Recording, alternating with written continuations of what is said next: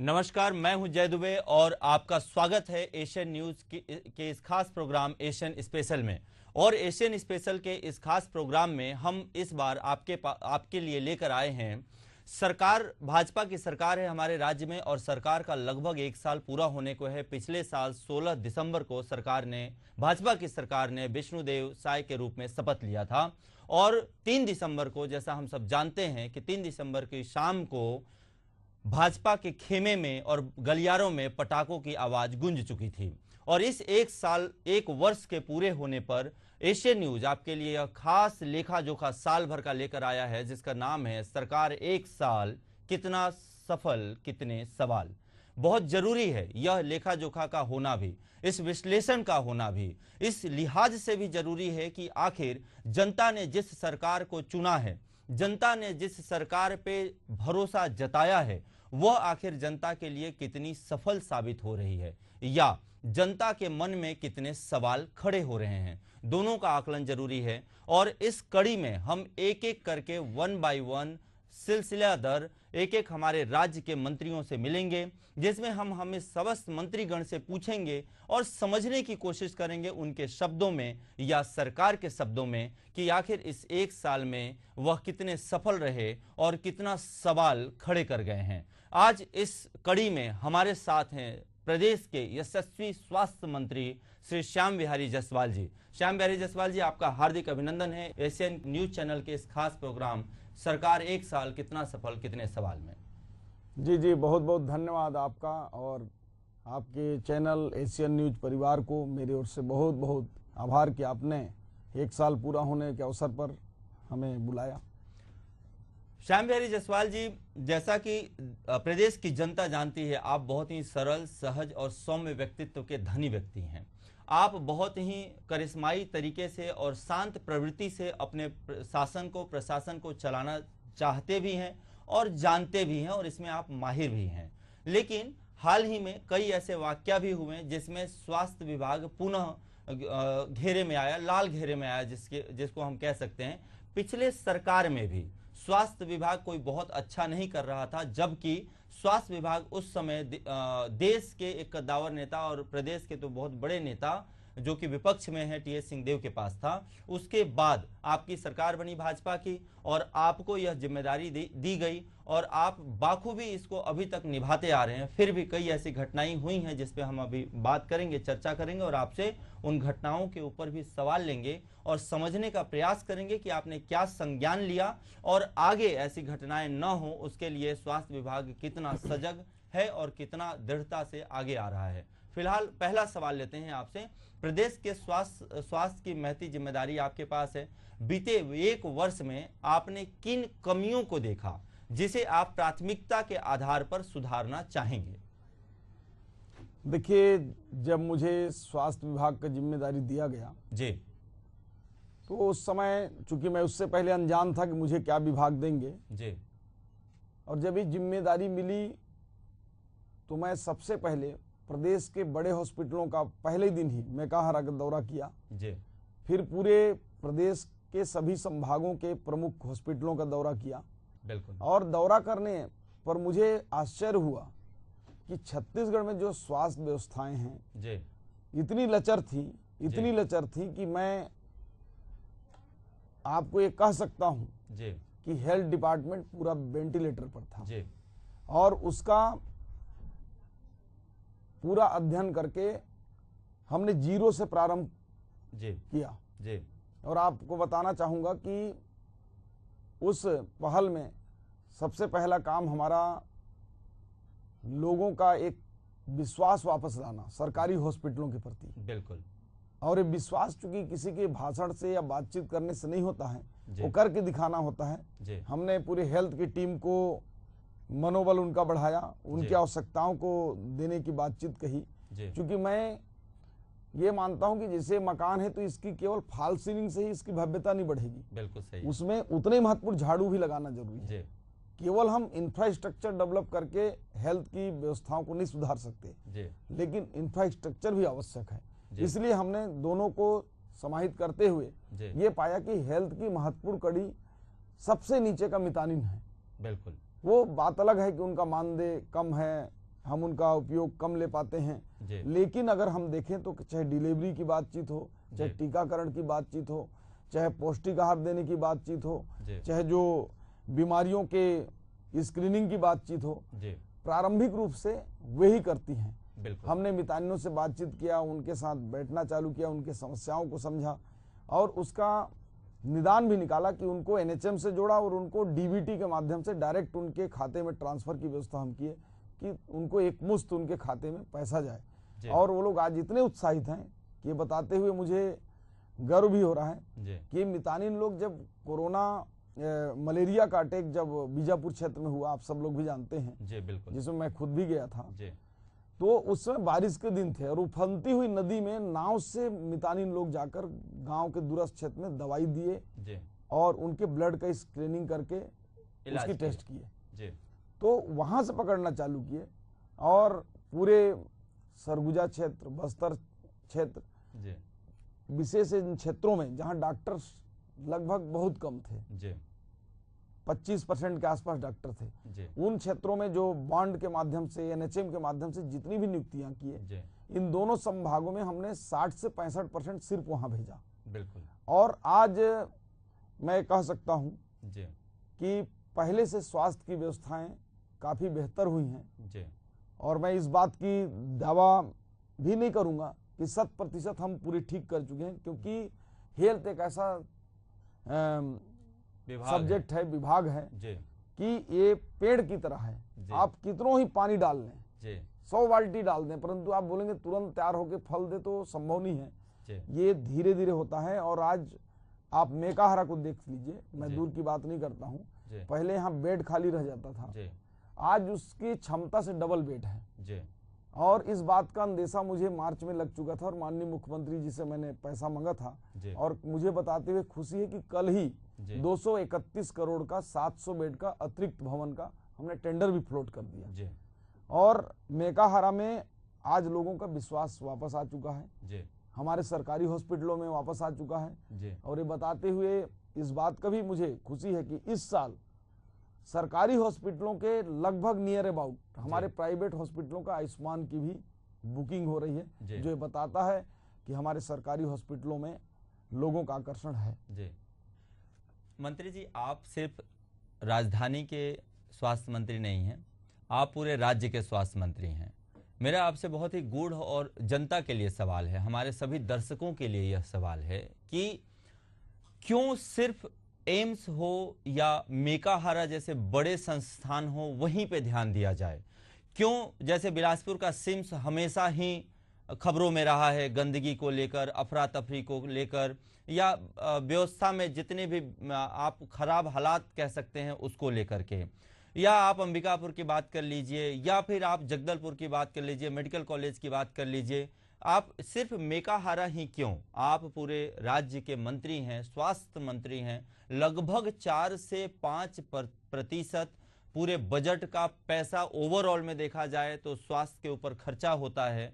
फिर चूंकि आप बहुत प्रखर भी हैं, तेज भी हैं, अभी नए नए आपने मंत्री पद का प्रभार भी संभाला है, 4 साल अभी आने वाले पोर्टफोलियो में आपके पास यह मंत्रालय रहने वाला है, तो आप क्यों कुछ ऐसा प्लान नहीं करते जिससे कि हर कोना में, हर छोटे छोटे शहरों में भी सरकारी अस्पतालों की व्यवस्था इतनी सुदृढ़ हो कि प्राइवेट अस्पताल में जाके लाखों रुपए देने की गरीब आदमी की मजबूरी न हो? बहुत बढ़िया आपने सवाल पूछा है। निश्चित रूप से मैं तो एक उदाहरण मेकाहारा को दिया। मेकाहारा जैसा ही हमने सरगुजा को भी किया है। सरगुजा में हमने जो मेडिकल कॉलेज पिछले सरकार में 5 साल में नहीं बन पाया, उसमें बनाते बनाते 109 करोड़ रुपए घट गया। पिछली सरकार उसको नहीं दे पाई, लेकिन हमने 109 करोड़ रुपए माननीय मुख्यमंत्री जी ने जारी किया। अब वहां का मेडिकल कॉलेज का, हॉस्पिटल का भवन परिपूर्ण रूप से बनेगा। वो चूंकि उत्तर छत्तीसगढ़ का प्रमुख सेंटर अंबिकापुर, बिल्कुल, वहां अगर हम बड़ा हेल्थ का हब खड़ा करते हैं तो राज्य के जो उत्तर हिस्सा के लोग हैं उनको बड़ा लाभ मिलेगा। इसलिए हमने मल्टी सुपर स्पेशलिटी जो हाँ सरकार की योजना है जो एम्स की तर्ज पर बनाए जाने हैं, उसकी स्वीकृति हम अंबिकापुर में दी है। उसकी जल्द ही हमको वित्तीय स्वीकृति मिल जाएगी और हम उस पर टेंडर करके आने वाले साल में उसको चालू कर देंगे। में सुपर स्पेशलिटी हॉस्पिटल अभी हाँ मैं उधर से ही आ रहा हूँ। इसी प्रकार से जो मध्य छत्तीसगढ़ है, जो बिलासपुर एक बड़ा हब है, बिल्कुल वहाँ हमने सुपर स्पेशलिटी को शुभारंभ भी कर दिया। माननीय प्रधानमंत्री जी उसके वर्चुअल उद्घाटन भी किए, मुख्यमंत्री जी स्वयं गए थे। बिल्कुल। फिर हम जब बस्तर में जाएंगे तो मल्टी सुपर स्पेशलिटी 1 से 2 महीने में वहाँ भी शुभारंभ हो जाएगा। उसकी पूरी तैयारियां हो गई हैं। क्योंकि बस्तर क्षेत्र में डॉक्टर विशेषज्ञ जाते नहीं हैं, इसलिए हम कोई बड़े ऐसे हॉस्पिटल देश के उनसे बातचीत कर रहे हैं ताकि बस्तर के लोगों को यहाँ रायपुर राजधानी में इलाज कराने ना आना पड़े।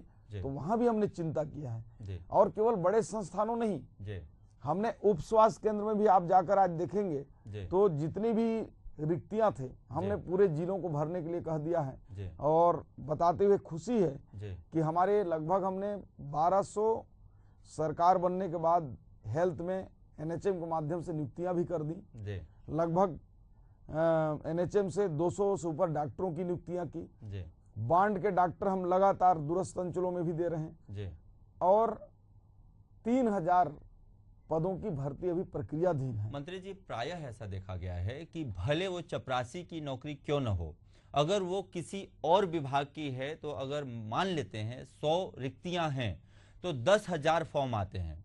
लेकिन जैसे ही बारी डॉक्टरों की आती है या उप स्वास्थ्य केंद्रों में भर्ती की बारी आती है तो वहां कोई भी डॉक्टर जाना नहीं चाहता, कोई भी अच्छा काबिल डॉक्टर जाना नहीं चाहता, जिसके कारण ही सरकारी उप स्वास्थ्य केंद्रों में पेशेंट नहीं जाते हैं और वह प्राइवेट डॉक्टरों की तरफ चले जाते हैं और वहां वो जो भी उनके जेब पर भारी पड़ता है, जो भी स्थिति होती है वो हम आप सबसे विदित है।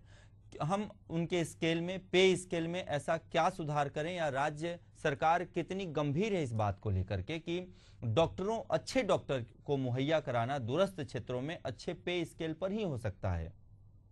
निश्चित रूप से आपका ये प्रश्न बहुत लाजमी है और मैं ये स्वीकार करता हूं कि प्रदेश में विशेषज्ञ डॉक्टरों की विशेष रूप से बहुत कमी है जी। और विशेष रूप से जो बस्तर और सरगुजा हैं उधर कोई जाने के लिए इच्छुक होता नहीं है। इसलिए हमने पहला फेज में अभी मेडिकल कॉलेज में जो प्रोफेसर हैं, एसोसिएट प्रोफेसर हैं, सीनियर रेसिडेंट्स हैं, उनको 46% हमने सैलरी बढ़ा दिया है उनका। और 23% जो मैदानी क्षेत्र है इनमें किया है। और एक बात मैं आपको और बता दूं, विशेष रूप से अभी मेडिकल कॉलेज के संदर्भ में बता रहा हूं कि हमने एक ऐसा रिफॉर्म किया है कि इतिहास में पहली बार ऐसा हुआ है कि अभी तक मेडिकल कॉलेज को 25,000 से ऊपर खर्च करने के लिए फाइल मंत्री के पास भेजना पड़ता था। बिल्कुल। वो चैनल से घूम के आते आते जो है 2 महीना हो जाता था। तब तक उसकी 2 महीने तक अगर एक नल का टोटी पूरा बदलना है तो उसके लिए इंतजार करना पड़ता था। हमने अभी 5 लाख तक डीन और वहां के मेडिकल सुपरिंटेंडेंट है उनके हस्ताक्षर से बिना पूछे वो 5 लाख तक का इमीडिएट खर्च कर सकते हैं। इसी प्रकार 10 लाख रुपया तक का एक फाइनेंस की कमेटी बनाकर हॉस्पिटल का ही, उसमें फाइनेंस के रहेंगे, ये 3-4 लोगों का कमेटी बना के वो 10 लाख तक खर्च कर सकते हैं। और बड़ा खर्च करना हुआ तो कमिश्नर की अध्यक्षता में जो ऑटोनॉमस बॉडी है उसमें जो है 2 करोड़ रुपए तक हमने छूट दे दिया है। और उससे परिणाम ये होगा कि जैसे प्राइवेट हॉस्पिटल आज अपना स्वतः ही निर्णय ले सकते हैं, एम्स अपना स्वतः निर्णय ले सकता है, तो एम्स के तर्ज पर हमने जो हमारे मेडिकल कॉलेज हैं उनके हॉस्पिटल्स को, कॉलेज को ऑटोनॉमस बॉडी में बहुत बड़े अधिकार दे दिए हैं। साथ ही साथ मैं उसकी भी बात करना चाहूंगा कि डॉक्टरों को कमी को देखते हुए पहली बार छत्तीसगढ़ में, और मैं अन्य राज्यों का तो डेटा नहीं है मेरे पास, लेकिन माननीय विष्णुदेव साय जी ने, माननीय मुख्यमंत्री जी ने 4 मेडिकल कॉलेज की स्वीकृति पहला ही 100 दिन के अंदर में जो मार्च बजट में उन्होंने दिया, और 4 मेडिकल कॉलेज का हम टेंडर निकाल चुके हैं। इसमें एक मनेन्द्रगढ़ है, एक कवर्धा है, एक दंतेवाड़ा है और एक जांजगीर चांपा है। तो मुझे लगता है कि इन 4 मेडिकल कॉलेज के बढ़ने से एग्जिस्टिंग हमारे पास जहां छत्तीसगढ़ में बनने के बाद एक था, 10 तक हमने पहुंचाया और ये 4-14 हो जाएंगे। एक एम्स है, तो मुझे लगता है कि प्रति वर्ष लगभग 2000 MBBS डॉक्टर निकलेंगे। और इतनी बड़ी संख्या में जब ये 5 साल बाद हमारे पास मेडिकल ऑफिसर्स की जो आवश्यकता है पूरी तरह समाप्त हो जाएगा, पर्याप्त डॉक्टर सरप्लस हो जाएंगे और जो विशेषज्ञ डॉक्टर हैं उनके भी हमको अभी 32 सीटों का बिलासपुर में हमने अभी केंद्र से हमको अनुमति मिला है पीजी सीट बढ़ाने का और ऐसे प्रयास करके हम कोशिश करेंगे कि प्रति वर्ष जो 400 से 500 विशेषज्ञ डॉक्टर हमको मिले, ऐसा हम प्रयास करेंगे और इसके लिए हम चल रहे हैं। आप भी नवाचार में विश्वास रखते हैं, आपको नवाचार पसंद है, आप देश के लगभग कई बड़े हॉस्पिटल में जा चुके हैं, चाहे वो प्राइवेट हो चाहे वो हॉस्पिटल है। मैं आपसे यह बहुत ही व्यक्तिगत सवाल कर रहा हूं जो हमारे राज्य की जनता के लिए है और मैं चाहता हूं, मेरा आपसे अनुरोध है ऐसा कि अगर आप इस पे संज्ञान लेंगे तो यह सुविधा हमारे राज्य के हॉस्पिटल सरकारी अस्पतालों में भी हो सकती है। आप हमारे किसी भी सरकारी अस्पताल में, राज्य के किसी भी सरकारी अस्पताल में जब जाते हैं तो वहां एक मायूसी सा रहता है, वही पुराना फर्श, वही पुराना पेंट, वही पुरानी लाइटें, वही चारों तरफ जाला लगा हुआ। जबकि आप किसी भी देश के अच्छे बड़े हॉस्पिटल में जाते हैं तो वहां चमचमाता हुआ सा एक पॉजिटिव इन्वायरमेंट रहता है, जबकि सरकारी अस्पताल में एक नेगेटिव आवरण रहता है। क्या सरकार के पास सब कुछ है, सिर्फ इस नवाचार के सोच की कमी है? क्या आपको नहीं लगता कि आपको खुद संज्ञान लेकर के इसको करना चाहिए और सभी स्वास्थ्य विभाग के सभी सरकारी अस्पतालों में एक पॉजिटिव इन्वायरमेंट होना चाहिए, टाइल्स अच्छे हों, फर्श अच्छा हो, पेंट अच्छे हों, जाला न लगा हो, साफ सफाई किया हो? आपको नहीं लगता कि ये कदम उठाया जाना चाहिए मंत्री जी? निश्चित रूप से आपके इस विचार का भी मैं स्वागत करता हूं जी। और जैसा आप सोच रहे हैं जी, वैसा मैं भी मंत्री बनने के बाद सोचा जी और माननीय मुख्यमंत्री जी को बताया भी जी। तो आपके सोच के ही परिणाम और उससे 2 कदम और आगे जी। हमने अभी, चूंकि हम एक साथ, हमारे पास राज्य में चूंकि एक निर्धारित बजट होता है, बिल्कुल हम किसी सेक्टर में एक साथ खर्च नहीं कर सकते जी। इसलिए प्रदेश के सभी संभागों के एक एक मुख्यालय या सबसे इंटीरियर में मुख्यालय नहीं, क्योंकि मुख्यालय में तो कई जगह मेडिकल कॉलेज भी हैं जी, तो एक एक को हमने सबसे कमजोर डिस्ट्रिक्ट हॉस्पिटल को मॉडल हॉस्पिटल में उन्नयन करने के लिए चुना है। बिल्कुल। और सभी में 5-5 करोड़ रुपए, जैसा कि आप बोल रहे हैं कि फर्श चमाचम हो, उसमें बाहर में प्राइवेट हॉस्पिटल जैसा फीलिंग हो, एलईडी लगा हो, सारा चीज एलईडी लगा हो, रिसेप्शन हो, बिल्कुल उसमें आपका जो हॉस्पिटल है उसमें प्राइवेट हॉस्पिटलों की तरह बताने वाला हो, पूछने वाला हो। और एक हॉस्पिटल में 2 डिपार्टमेंट है, एक तो अपना इलाज वाला विंग हो गया, एक मेडिकल हो गया, एक हॉस्पिटैलिटी हो गया। हाँ, हॉस्पिटैलिटी में उसको अलग करेंगे जिसमें कि होटल की तरह बेड साफ सुथरे हैं कि नहीं, भोजन की क्या क्वालिटी है, मरीज को पानी आ रहा है कि नहीं, साफ सफाई है कि नहीं, उसकी मॉनिटरिंग प्रॉपर हो। इसलिए हम उसमें प्रैक्टिकल करने जा रहे हैं और उसकी स्वीकृति देकर हम तो आप एशियन न्यूज के पटल से यह आश्वस्त करते हैं कि आप आने वाले सालों में राज्य की जनता को यह सुविधा सरकारी अस्पतालों में दिला पाएंगे? निश्चित रूप से, और मेरी बात इसमें पूरी नहीं हुई है जी। मैं जैसे सरगुजा संभाग में कोरिया जी, रायपुर संभाग में गरियाबंद जी, अपने दुर्ग संभाग में कवर्धा जी, एक रायगढ़ को अतिरिक्त लिए हैं जी, बिलासपुर संभाग में मुंगेली जी, और बस्तर संभाग में दंतेवाड़ा। इस टाइप से जो 6 हॉस्पिटल को अभी फर्स्ट फेज में लिए हैं। और फिर मत बोलिएगा कि राजधानी का ही मंत्री होकर के मैंने पायलट के रूप में मेकाहारा को लिया है जी। उसके लिए 42 करोड़ रुपए आपको बता रहा हूं मैं, फिर से रिनोवेशन का जी, वो चकाचक करने का जी, पूरी लाइटें, पूरी बाहर से आभा मंडल, बाहर के गार्डन, ये सारा मुझे लगता है 6 महीने बाद शायद आप भी पूरा कायाकल्प करने का चकमा खा जाएंगे। बिल्कुल, तो ये हम करने जा रहे हैं और अच्छा रहा तो आने वाले प्रदेश के सभी डिस्ट्रिक्ट मुख्यालय को फर्स्ट फेज में हम लेने वाले हैं जी। स्वास्थ्य मंत्री के साथ साथ आप 20 सूत्रीय कार्यक्रम के भी मंत्री हैं, क्या प्रकाश डालना चाहेंगे उस पे आप? देखिए, 20 सूत्रीय कार्यक्रम में करने को बहुत ज्यादा कुछ रहता नहीं है, उसमें सरकार की जो योजनाएं हैं वो ठीक से क्रियान्वित हो रही है कि नहीं हो रही हैं, उस विषय में प्रकाश डालने का संबंधित अधिकारियों को दिशा निर्देश देने का रहता है। क्योंकि प्रदेश में हमारे सभी योग्य और क्षमतावान मंत्रीगण हैं, वो अच्छा वो कर रहे हैं, इसलिए उसकी बहुत ज्यादा आवश्यकता भी नहीं पड़ती। आप संगठन में भी रहे हैं और आप अपने क्षेत्र से विधायक के तौर पर तो है ही हैं, राज्य के मंत्री भी हैं। हमारा जो यह कड़ी है सरकार 1 साल कितना सफल कितने सवाल, क्या कहना चाहेंगे आप? कैसा आकलन करेंगे अपने सरकार के 1 साल के कार्यकाल को?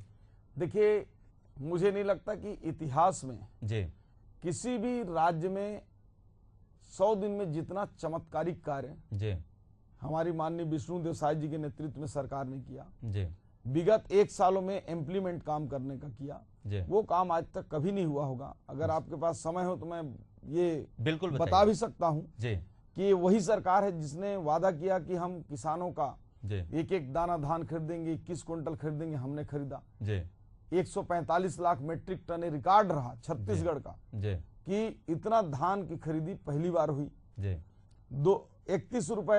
3100 रुपए प्रति क्विंटल के हिसाब से हमने कहा था जी हमारे विपक्षी साथियों ने बोला नहीं देंगे नहीं देंगे। जी। हमने उसी फाइनेंशियल ईयर में जी 13,230 करोड़ रुपए जी देने का काम किया। जी 2 साल का पिछला बोनस 3800 करोड़ रुपए हमने देने का काम किया। जी 18,000 प्रधानमंत्री जी आवास की जो स्वीकृति है जी वो सरकार बनने के 1 सप्ताह के अंदर करने का काम हमने निर्णय लिया। जी तेंदुपत्ता संग्राहकों को 5500 रुपए प्रति मानक बोरा देने का काम किया। जी भूमिहीन मजदूरों को 10,000 रुपए देने का काम किया। जी और इतना ही नहीं, जी प्रदेश के 70 लाख माताओं बहनों को जी महतारी वंदन जैसा जो नारी सशक्तिकरण की दिशा में माइलस्टोन साबित हो रहा है, जी ये काम करने का हमने काम किया है। इनके साथ ही साथ जो सुशासन की सरकार है, जो सुशासन केवल नारा ही नहीं, जी ये देखने को भी सुनने को भी मिलता है। आज 1 साल हो गए, जी किसी भी विभाग में सरकार के ऊपर आज तक विपक्ष भी उंगली नहीं उठा पाई। ये विष्णुदेव साय जी की सुशासन का सरकार चलाने का है ये साल भर का काम। विपक्ष का कहना है कि यह सोई हुई सरकार है, क्या कहना चाहेंगे? देखिए, विपक्ष जब जब कुछ कुछ बोलते हैं, जी माननीय प्रधानमंत्री जी को जब चुनाव चल रहा था दूसरा टर्म में, जी तो किस प्रकार के अपशब्द कहते थे, जी किस प्रकार की भाषा का उपयोग करते थे, जी। उसका परिणाम हुआ कि अपने भारतीय जनता पार्टी अकेले दम पे 303 सीट ले आई। जी उसी प्रकार से मैं अभी उदाहरण दे सकता हूं आपको रायपुर दक्षिण का। जी ये हमारे प्रत्याशी सुनील सोनी जी को निष्क्रिय प्रत्याशी बताते थे। बिल्कुल, आप सब लोग भी चलाते थे कि निष्क्रिय वर्सेस युवा। जी क्या हुआ, जनता ने जवाब दिया। जी बिल्कुल, उनको जितने वोट मिले उससे ज्यादा 4000 वोट का हमारे लीड का अंतर है। लीड का अंतर है। इतिहास का सबसे ज्यादा वोट प्रतिशत 65% से ऊपर जी सुनील सोनी जी को भारतीय जनता पार्टी कैंडिडेट के रूप में मिला। बिल्कुल, तो आज अगर वो सोई हुई शायद बोल रहे हैं, जी ये सोई हुई सरकार नहीं है, साय साय सरकार है। जी ये साय विष्णुदेव साय जी की साय साय काम साय सरकार करने है। वाली सरकार है। जी और ये सोई हुई बोल रहे हैं तो निश्चित रूप से कुछ सरकार का बहुत बड़ा और भला होने वाला है। मुझे जी। ऐसा लगता है जितने ही ये हमको ये कोसेंगे, जितने ही ये जी। भला बुरा कहेंगे, उतने ही हम और अच्छे से खैर, हमारा काम विपक्ष रहेगा। जितना भी आरोप लगाता है भाजपा उतना ही निखर के आती है, अभी तक तो यही देखा गया है। अगला और एक बड़ा सवाल है कि खजाना खाली होते जा रहा है, महतारी बंधन योजना हो या फ्री बीज हैं, वोट लुभाने के लिए जो आप लोगों ने अपने घोषणा पत्र में लिखा था उसको आपने पूरा तो किया, इसमें कहीं कोई दो राय नहीं है, लेकिन उसको पूरा करने के चक्कर में पूरा खजाना खाली हो गया साल भर में और सरकार के पास कोई भी विकास स्वरूपी काम करने के लिए पैसा नहीं बचा है। क्या कहना चाहेंगे? देखिए, ये तो केवल विपक्ष की मनगढ़ंत कहानी है। मैं आपको बताना चाहूंगा कि सरकार का काम खजाने को भर कर रखना केवल नहीं है जी। अच्छे राज्य की पहचान अपने बजट में डिपॉजिट दिखाने से नहीं गिना जाता है। किसी भी राज्य को तभी विकसित या विकासशील माना जाता है जब वो अपने इनकम से ज्यादा वो खर्च करने की शक्ति हो जी। क्योंकि आज प्रतिस्पर्धा का दौर है जी। और मैं आपको बताना चाहूंगा कि आज अगर महतारी वंदन सरकार ने चालू किया तो केवल वोट बैंक की राजनीति नहीं है जी। आज प्रदेश के उन लाखों महिलाओं से, माताओं बहनों से आप बात कर सकते हैं कि उनके जीवन में क्या प्रभाव पड़ा है। जी। आज छत्तीसगढ़ का किसान केवल एक फसल धान के भरोसे, जो किसान के बारे में पहले चित्रण होता था फटा हुआ बनियान पहनकर, छोटी सी लंगोट लगाकर, बिल्कुल, मैले कुचले कपड़े पसली दिखता हुआ, ऐसा चित्रण किसान के बारे में होता था। बिल्कुल। आज अगर किसान को सरकार भरपूर दाम दे रही है जी। तो आज छत्तीसगढ़ का किसान खुशहाल हो रहा है। जी। यही तो विष्णु का सुशासन है। जी। ये बात जो है विपक्ष को हजम नहीं हो रहा है। अपने आपके कार्यकाल को पिछले लगभग 365 दिनों में 10 में कितना नंबर देना चाहेंगे जायसवाल साहब? देखिए, आप भी जानते हैं कि परीक्षा लिखने वाला कभी नंबर नहीं देता। जी। ये तो हम आप लोगों के ऊपर कॉपी आपको दे दी गई है। देखिए फिर भी मन में तो परीक्षा लिखने वाला 100 में 100 समझ के चलता है जी। तो मैं 10 में 10 देना चाहूंगा, लेकिन हमारा हिसाब किताब परीक्षा जांचने का काम आप लोगों के पास, जनता जनार्दन के पास है, वो जो भी अंक देंगे स्वीकार है। और राज्य सरकार को, विष्णुदेव साय की सरकार को कितना नंबर देना चाहेंगे? देखिए अगर मैं निष्पक्ष रूप से बात करूं, बिल्कुल निष्पक्ष तो रूप से। अब आप ऐसे समझिए, आपके विभाग की कॉपी आपके पास नहीं है, आपके सरकार की कॉपी आपके पास है। आज अगर हर पैरामीटर में देखा जाए निष्पक्ष रूप से जी, तो मुझे लगता है कि 10 में 10 नंबर पूरा विष्णुदेव साय जी की सरकार को मिलना चाहिए जी। ऐसा कोई भी क्षेत्र छूता नहीं है, ऐसा कोई भी योजना जो सरकार की है, सारी योजनाएं जो है बराबर चल रही हैं, सारे क्षेत्रों में विकास हो रहा है, सारे वर्ग के लोग खुश हैं। हमने एक से एक बड़ा काम किया, चाहे पीएससी घोटाला हो उसको उजागर किया, उसकी सीबीआई जांच कराई, सफल रूप से पीएससी के हमने रिजल्ट दिए, अभी कोई विवाद नहीं हुआ। हम युवाओं को रोजगार देने का काम कर रहे हैं, फॉरेस्ट में हजारों की भर्तियां निकली हैं, पुलिस में हजारों की भर्ती निकली है, हेल्थ में हजारों की भर्ती निकली है। तो आज चारों ओर जो है युवा महिला प्रसन्न है, इसलिए 10 में 10 नंबर मिलना चाहिए। बहुत बढ़िया। हमारे साथ थे राज्य के यशस्वी स्वास्थ्य मंत्री श्याम बिहारी जायसवाल जी। आपने श्याम बिहारी जायसवाल जी के मेरे बेबाक सवालों का आपने स्पष्ट जवाब सुना, जिसमें श्याम बिहारी जायसवाल जी ने बहुत ही उत्कृष्टता से अपने साय सरकार की वर्किंग को, कार्यकाल को, विष्णुदेव सरकार के सुशासन को व्यक्त किया और बताया कि विपक्ष जिस भी मुद्दे पर घेरने की कोशिश कर रही है वह सभी मुद्दे बेआधार हैं, जिसका कोई आधार नहीं है और उस मुद्दों में कोई दम नहीं है। पिछले 365 दिनों में विष्णुदेव साय की सरकार हर पैरामीटर पर, हर मापदंड पर खड़ी उतरी है और हर हिसाब से राज्य की जनता के लिए अपने आप को समर्पित करके जितना भी बेहतर हो सकता है उतना बेहतर कार्य करने की कोशिश की है। और साथ में घोषणा पत्र में जितने भी घोषणा थे और जितने भी वादे और दावे थे, भाजपा सरकार के सभी दावों को और सभी वादों को विष्णुदेव साय ने 365 दिन के अंदर ही पूरा करने का भी दावा किया है।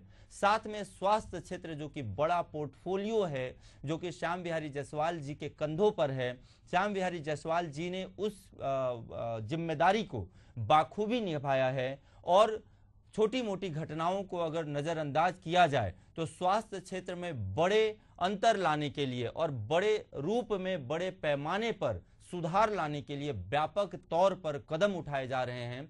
और फंड की भी कमी न हो, किसी भी तरीके से कोई फंड कम न हो, इसलिए विष्णुदेव साय की तरफ से व्यापक तौर पर, वित्त विभाग की तरफ से व्यापक तौर पर फंड भी एलोकेट किया जा रहा है, जिससे कि सारे कार्य अच्छे से हो सके और राज्य की जनता को स्वास्थ्य के क्षेत्र में एक नए आयाम को देखने को मिले। और वह मेट्रो सिटी के तर्ज पे सरकारी अस्पतालों में, गौर कीजिएगा, मेट्रो सिटी के प्राइवेट हॉस्पिटल के तर्ज पर राज्य के सरकारी अस्पताल में उस सुविधा का अनुभव ले सकें और इसी तरह के नए कायाकल्प की कोशिश की जा रही है। बहुत बहुत धन्यवाद आप सभी दर्शकों का एशियन न्यूज के इस खास प्रोग्राम एशियन स्पेशल में जुड़े रहने के लिए। बने रहिए, अगली बार हम अगली कड़ी में फिर नए नेता के साथ और नए मंत्री के साथ मिलेंगे। सरकार का 1 साल कितना सफल, कितने सवाल कार्यक्रम में। नमस्कार, जय जोहार, जय छत्तीसगढ़।